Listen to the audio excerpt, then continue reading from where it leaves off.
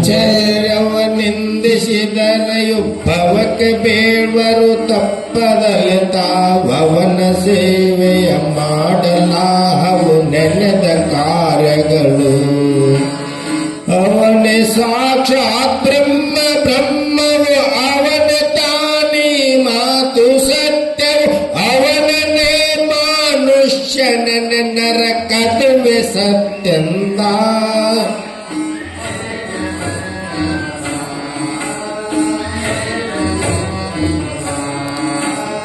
ನಿಂತ ಸ್ಥಳದ ಸರ್ವಕಾಸಿಯ ನಂದನದಿ ಚರಣದೊಳಗಿರುವ ನಂತಶಯನು ಶಿವನು ಜರು ತಾವು ಕಾದುಕೊಂಡಿಹರು. ಅಂತೆಲ್ಲ ಭುವನಂಗಳಲ್ಲಿ ಅವೆಂತು ಹೇಳಲಿ ದೇವಿ ಸೆರಗಿನು ಎಂತು ಬೀಸುತ್ತಲಿ ಅಳು ಬ್ರಹ್ಮದಾತನನು ಎಂದ.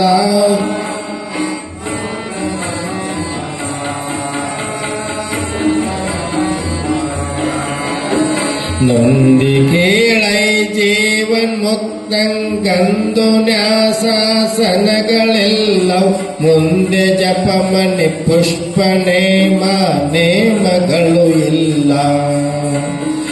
ಇಂದು ಆಹ್ವಾನವು ವಿಸರ್ಜನ ಒಂದು ಪ್ರಾಣ ಪ್ರತಿಷ್ಠೆ ಮಂತ್ರಗ ಒಂದು ಇಲ್ಲವು ಸರ್ವ ಸಾಕ್ಷಾತ್ರಿಯನು ಕೇಳೆಂದ.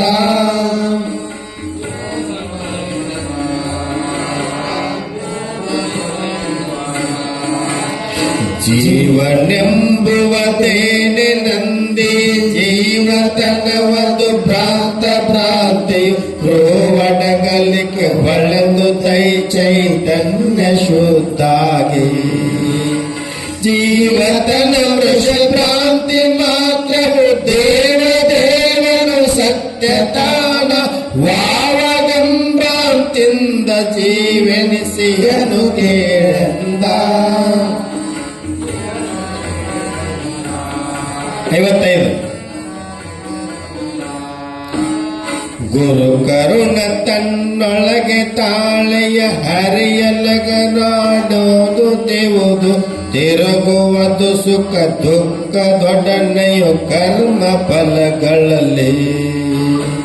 ಚರಿಸುವುದು ಸ್ವರ್ಗಕ್ಕೆ ನರಕಕ್ಕೆ ಹರಿವ ನೀರಲ್ಲಿ ಹೊಳೆವ ಚಂದ್ರನ್ ತೆರೆದಲ್ಲಿದ್ದಗೆ ಲಿಂಗ ತನುವಿನ ಸಂಗವೇನೆಂದ.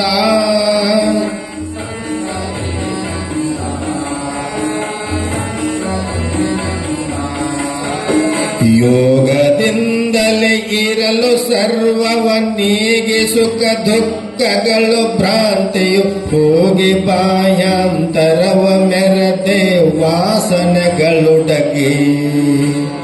ನೀಗಿ ಜೀವತ್ವವನ್ನು ಬ್ರಹ್ಮವೆಯಾಗಿ ಚರಿಸುತ್ತಲಿತ್ತು ದೇಹವ ನಾಗ ಬಿಟ್ಟೆ ಕೂಡುವನ ಕಂಡವನು ತಾನೆಂದ.